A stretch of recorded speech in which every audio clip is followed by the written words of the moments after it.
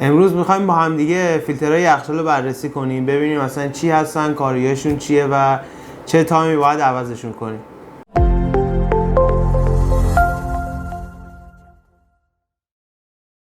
ارادت دوستان، ما کلا 3 تا نوع فیلتر توی بازار موجود داریم. پرفروشترینش فیلترهای کربونه که داخلش زغال فعال داره، همونطور که ملاحظه میکنید این مدل میشه. زغال فعال داخلش داره و بوی بد آب رو از بین میبره.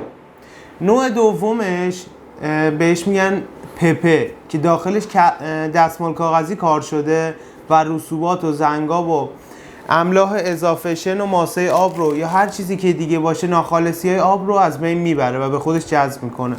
این هم نمونهشه که همونطور که ملاحظه میکنید داخلش دستمال کاغذی کار شده.